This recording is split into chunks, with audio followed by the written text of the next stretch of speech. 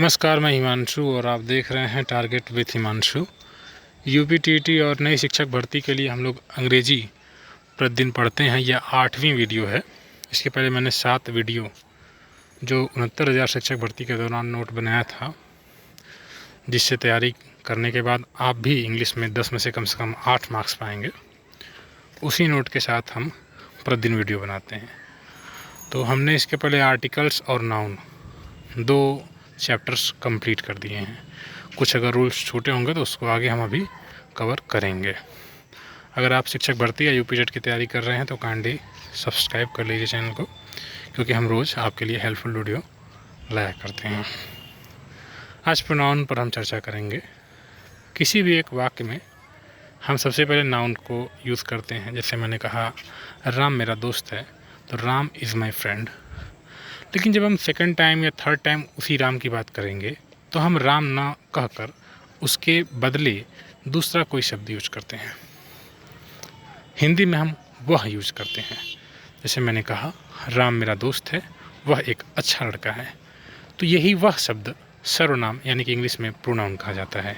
परिभाषा यही बनती है कि प्रोनाउन एक ऐसा वर्ड है जो नाउन को रिप्लेस करता है, यानी कि नाउन की जगह पर प्रयोग होता है। आप कहेंगे क्यों प्रोनाउन की ज़रूरत पड़ी? तो हर चीज़ की ज़रूरत इसलिए पड़ती है। जैसे पहला तो वाक्य को सुंदर बनाने के लिए।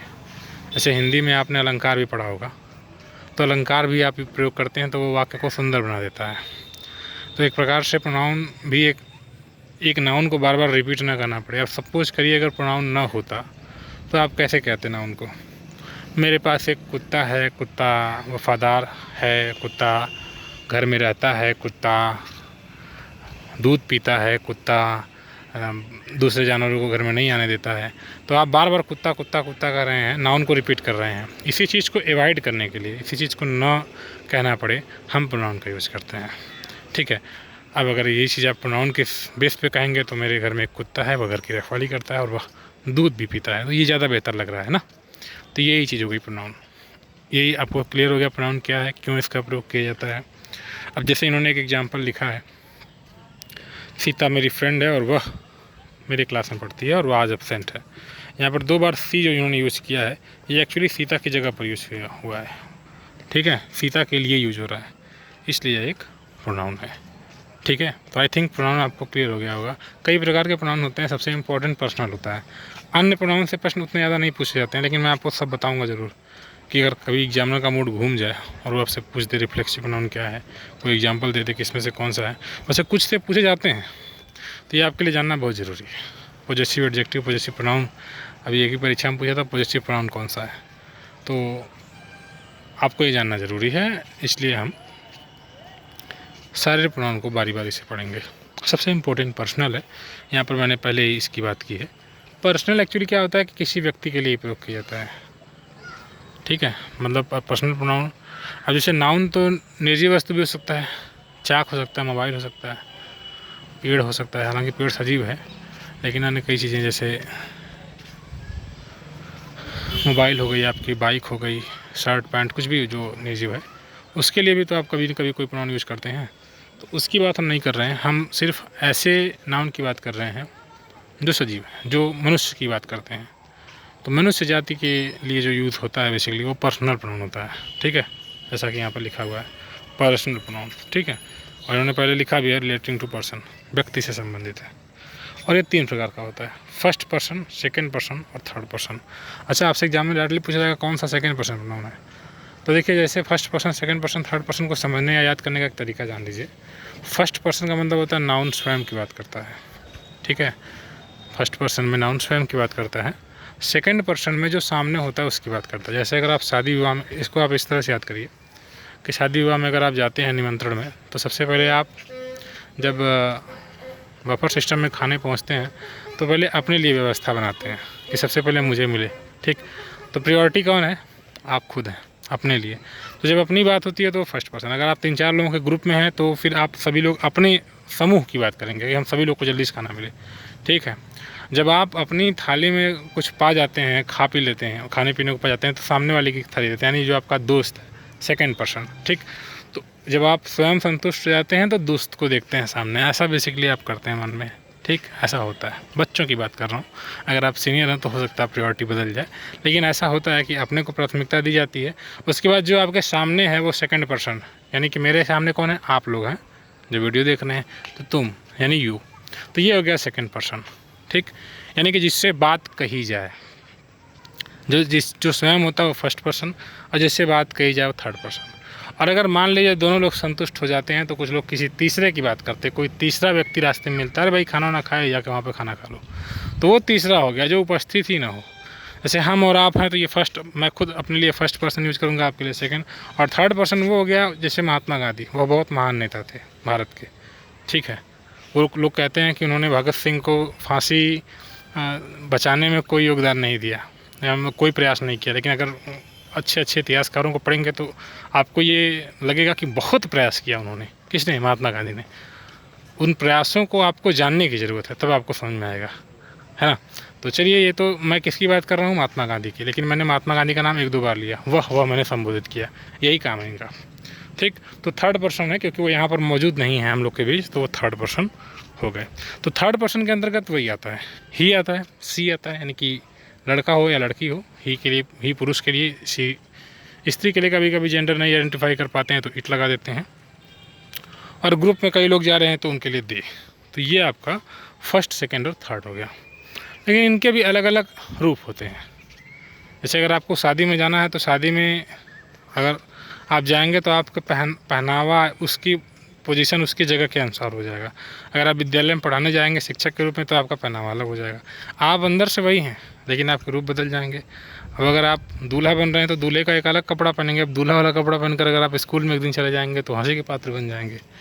मेरे समझाने का मतलब ये है कि हर जगह अपनी अपनी एक होती है, और उसी जगह के अनुसार हमें अपने आप को ढलना होता है। तो प्रोनाउन के साथ भी यही है। इन प्रोनाउन की भी 4 जगह होती है भाई साहब। कहाँ, कितनी जगह होती है? 4। एक तो सब्जेक्ट के रूप में यूज होते हैं, यानी कि कर्ता, ये खुद ही सब्जेक्ट बनकर आते हैं। जैसे मैं तो आई, हम सभी लोग तो वी, तुम लोग तो यू, वे लोग तो दे। तो यहाँ पर मैंने लिखा है, ये जो पहला केस है वो सब्जेक्टिव है, यानी कि जब एकदम शुरुआत में वाक्य में सब्जेक्ट के रूप में यूज़ होते हैं तो ये सब्जेक्टिव केस में प्रयुक्त किए जाते हैं। जैसे आई, वी, यू, ही, सी, दे और इट। इतना जो मैंने आपके सामने लिखा है ये सब्जेक्टिव केस है। जब ये ऑब्जेक्ट के रूप में प्रयोग किया जाए, अब आप कहेंगे ऑब्जेक्ट क्या? तो ऑब्जेक्ट मतलब जिस पर कोई कार्य किया जाए। ऑब्जेक्ट एक ऐसी वस्तु होती है जिस पर आपके द्वारा किए गए कार्य का प्रभाव पड़ता है। जैसे आप एक आइसक्रीम को खा रहे हैं तो आप सब्जेक्ट हैं, और आप खा रहे हैं किसको? आइसक्रीम को। तो आइसक्रीम एक ऑब्जेक्ट है। आइसक्रीम पर एक कार्य कर रहे हैं और आइसक्रीम पर उसका प्रभाव भी पड़ रहा है। जब शुरुआत में आप आइसक्रीम खरीदे रहे होंगे, आइसक्रीम ऐसा रहा होगा, और उस पर आपने काम किया तो कुछ देर में ऐसा हो गया, कुछ देर बाद खा के इसको सब खत्म हो जाएगा, तो सब कार्य करके उसको ख़त्म कर दिया आपने। तो उसमें परिवर्तन होता है, उसमें आपके कार्य का प्रभाव पड़ता है ऑब्जेक्ट पर। तो ऑब्जेक्ट वही हुआ, समझा आपने, जिस पर सब्जेक्ट कार्य करता है, जिस पर प्रभाव पड़े। जैसे उसने मुझे मारा, चांटा मारा, ही स्लैप्ड मी, तो मैं एक ऑब्जेक्ट हो गया भाई, चांटा खाने की एक वस्तु हो गया, मुझे कोई चांटा मार के चला गया, स्लैप्ड मी। तो यहाँ पर ये जो प्रोनाउन यूज होते हैं ये बेसिकली वर्ब के बाद यूज होते हैं। कहाँ यूज होते हैं फ्रेंड्स? ठीक, वर्ब के बाद। जैसे मैं आपको पसंद करता हूँ, आई लाइक यू, तो लाइक के बाद जस्ट आ रहा है यू। तो यू का सब्जेक्टिव और ऑब्जेक्टिव यानी कि दोनों केस एक ही होता है। देखिए यहाँ पर यू देख रहे हैं ना। और जैसे मान लीजिए वह मुझे पसंद, या वह मुझे पसंद करती है, वह कोई लड़की है, वह मुझे पसंद करती है, सी लाइक्स। अब मैं एक पसंद करने की वस्तु हो गया भाई, मैंने तो कुछ किया ही नहीं, मैं तो बस एक वस्तु हूँ, मुझे कोई आकर पसंद कर ले रहा है। तो सी लाइक्स, और मैं चूँकि यहाँ पर कोई काम तो कर नहीं रहा, मैं तो एक ऑब्जेक्ट हो गया, तो ऑब्जेक्टिव केस लगा दूंगा, वर्ब के ठीक बाद। यानी कि ये भी आपको जानना है, ये ऑब्जेक्टिव केस है तो ये वर्ब के ठीक बाद प्रयोग होगा, और ये शुरुआत में होगा सब सेंटेंस के स्टार्ट में। ठीक है। तीसरा है पॉजेसिव केस। ये जो आपको दिखाई दे रहा है ये पॉजेसिव केस है। ये पॉजेसिव केस का मतलब होता है अधिकार बताने वाले। क्या करने वाले फ्रेंड्स? अधिकार बताने वाले। ये अधिकार को बताते हैं। जैसे आपने कहा मेरी माँ, ऐसा लग रहा है वो आपकी माँ है, आपका अधिकार है। आपकी माँ दुनिया में कहीं है, तो माई मदर। तो माई शब्द आपने देखा अधिकार का सूचक है। तो ये वाले नाउन हैं, ये वाले जो प्रोनाउन हैं ये अधिकार को बताते हैं। अधिकार को ये भी बताते हैं, लेकिन थोड़ा ध्यान दीजिएगा, दोनों ही पॉजेसिव केस है। पोजीशन एक अगर आप डिक्शनरी में उठाएंगे पोजीशन का मतलब खोजेंगे तो अधिकार ही होगा। ये दोनों ही अधिकार बताने वाले हैं, लेकिन इन दोनों में अंतर है। अंतर आप कहेंगे सर क्या है अंतर? तो जो इतने ये सब हैं, ये सभी नाउन के ठीक पूर्व प्रयोग होंगे। किसके पूर्व प्रयोग होंगे? नाउन के। जैसे मेरा बैट, माई बैट, वापस दो मेरा बैट, गिव मी माई बैट, माई बैट। तो माई बैट, तो माई भी देखिए आपने, माई के तुरंत बाद बैट लग गया, ठीक है। हमारा भारत महान है, हमारा भारत, किसका भारत? इस भारत पर किसका? हमारा, तो आवर कंट्री, ठीक है। तो आवर के जस्ट बाद में क्या बोल रहा हूँ? कंट्री बोल रहा हूँ। तो ये हम इस देश पर अपना अधिकार बता रहे हैं कि भाई ये भारत हमारा है, 1 इंच भूमि हम किसी को नहीं देंगे, हम अपने में ही जो करना है कर लेंगे सेटल, है ना। तो पाकिस्तान आके कहे कि ये भारत दो मुझे, तो मैं कहूँगा भाई ये हमारा भारत है, मेरा भारत है, तो मैं अधिकार दिखा रहा हूँ अपने भारत पर, आवर कंट्री, माई कंट्री। तो ये जो ये वर्ड यूज़ होंगे वो यही चीज़ बताएंगे, अधिकार को मतलब स्पष्ट करते हैं। जैसे मैंने कह दिया तुम्हारी कलम मुझे चाहिए, तुम्हारी कलम, तो योर पेन, आपकी कोई कलम है जिस कलम को लेकर आप नोट बना रहे हैं, अगर बना रहे हैं तो ठीक है, नहीं बना रहे तो बनाइए, बहुत ज़रूरी है आपके लिए। तो योर नोट या योर पेन, ये ऐसा लग रहा है कलम तुम्हारी है, तुम्हारा अधिकार है, तो इसलिए मैंने योर का यूज़ किया। तो ये अधिकार बताने के लिए प्रयोग होते हैं नाउन के ठीक पूर्व। मैं इसकी पोजीशन भी आपको बताते चल रहा हूँ, ठीक है ना, समझ रहे हैं। और चौथा है पोजीशन बताने वाला, लेकिन ये विदाउट नाउन प्रयोग होता है। अब आप कहेंगे ये नाउन के बिना प्रयोग होता है, कैसे? जैसे मैंने कह दिया तुम मेरे भाई हो, तो मैं बोलूँगा यू आर माई ब्रदर। माई के बाद मैं ब्रदर बोल रहा हूँ, यानी अगर ब्रदर ना बोलता, मैं सिर्फ ये बोलता कि तुम मेरे हो, है ना। एक गाना भी है, तुम मेरे हो, बस मेरे हो, ये सब जानते हैं, ऐसा कुछ करके, तुम मेरे हो, यू आर माइन, क्या हो जाएगा? तुम मेरे हो तो जाएगा यू आर माइन, MI। अब आपको पता है यहाँ पर माइन क्यों लग रहा है? बताइए माइन क्यों लग रहा है? यहाँ पर मेरे के बाद कोई नाउन नहीं आया है, यही इसकी खास बात है कि ये विदाउट नाउन यूज होते हैं ये सभी, और ये नाउन के साथ यूज होते हैं। और मैं आपको आगे पढ़ाऊँगा कि जो शब्द नाउन के ठीक पूर्व प्रयोग होते हैं वो एडजेक्टिव कहलाते हैं। जो शब्द नाउन के ठीक पूर्व, जैसे मैंने एक शर्ट लिया, शर्ट के पहले यूज कर दिया पिंक, पिंक शर्ट, तो पिंक एडजेक्टिव हो गया। अब ये जो शब्द हैं, ये जो पॉजिटिव मैं बता रहा हूँ आपको, ये पढ़ा रहा हूँ, ये पॉजिटिव वाला मैटर, ये सब भी नाउन के पहले प्रयोग किए जा रहे हैं। तो आप कहेंगे सर क्या ये एडजेक्टिव हैं? तो भाई हैं एडजेक्टिव, इनको एडजेक्टिव कह सकते हो आप, क्योंकि ये नाउन के पहले प्रयोग हो रहे हैं, ठीक। तो पॉजिटिव एडजेक्टिव भी नहीं आप कह सकते हैं, एक्चुअली ये होते ही हैं पॉजिटिव एडजेक्टिव। और ये जो बिना विदाउट नाउन के प्रयोग होते हैं, ये होते हैं पॉजिटिव प्रोनाउन, ठीक है। तो प्रोनाउन दोनों है, लेकिन इनको नाउन के पूर्व प्रयोग होने के कारण एडजेक्टिव रख दिया जाता है, एडजेक्टिव की कैटेगरी में डाल दिया जाता है। और आगे हम पॉजिटिव प्रोनाउन पढ़ेंगे, इसी का अगला पार्ट पॉजिटिव प्रोनाउन। तो यही प्रोनाउन आपको पढ़ना है जो पॉजिटिव प्रोनाउन होता है। जैसे मान लीजिए बैट है, आपको एक बैट खरीदना है, अब बैट आपको मिल रहा है 700 रुपये का। आपने जब आपका बचपन रहा होगा तो 700 एक दोस्त के पास नहीं रहा होगा, तो 10 या 7 लोग अगर खेलने वाले रहे होंगे या 14 लोग खेलने वाले रहे होंगे, तो 50-50 रुपये चंदा लगाकर सभी लोग बैट लेकर आते हैं। और वो बैट किसका हो जाता है? तो अब आप कहीं टीम बनाते हैं तो कहते हैं बैट हमारा है। किसका भाई? हमारा। अब आप इसको 2 तरीके से कह सकते हैं, यह हमारा बैट है, तब तो हमारा बैट एक साथ बोल रहे हैं, अवर बैट। लेकिन अगर आप ये बोल रहे हैं कि यह बैट हमारा है, तो अब इस इंग्लिश में बोलेंगे इसको, यह बैट हमारा है, को दिस बैट, यह बैट हमारा है, इज, और हमारा के लिए लिखेंगे अवर्स। क्या लिखेंगे? Ours. This bat is ours, ये बैट हमारा है, ठीक। तो ये चीज़ आपको समझनी है, ठीक है। ये विदाउट नाउन यूज हो रहे हैं। यह कलम उसकी है, दिस पेन इज़ हर्स, ठीक है, उसकी है। हिज, अगर कोई आदमी है तो हिज। तो ये आपके क्या कहलाते हैं फ्रेंड? पर्सनल प्रोनाउन के 4 पार्ट हो गए। लगभग 15 मिनट की वीडियो हो गई, मैं ज़्यादा आपको बोर नहीं करूँगा। आज पर्सनल को ही समझिए, और वैसे मैंने आगे और नोट बनाया था, लेकिन मैं इसको कल कवर करूँगा, क्योंकि वीडियो ज़्यादा लंबी हो जाती है तो आप लोग बोर हो जाते हैं। फिर फ़िलहाल आज की वीडियो यहीं पर फिनिश कर रहा हूँ।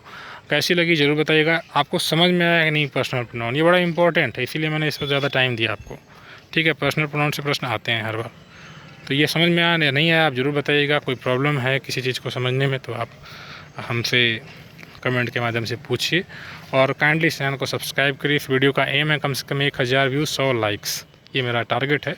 हालांकि ये टारगेट कभी पूरा नहीं हो पाता है, लेकिन उम्मीद है कि एक दिन ये टारगेट ज़रूर आप लोग पूरा कर देंगे।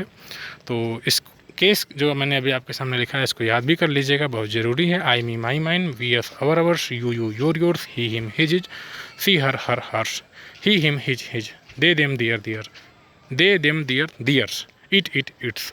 ठीक है, और चौथा बनाया नहीं जाता है इट्स का इस तरह से। तो ये आज के प्रोनाउन हो गए। कल हम आगे फिर कंटिन्यू करेंगे।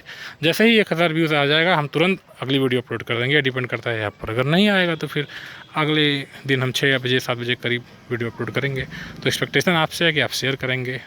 जो टेट की तैयारी करने वाले हैं, शिक्षक भर्ती की तैयारी करने वाले लोग हैं, उन तक वीडियो को शेयर करेंगे। धन्यवाद।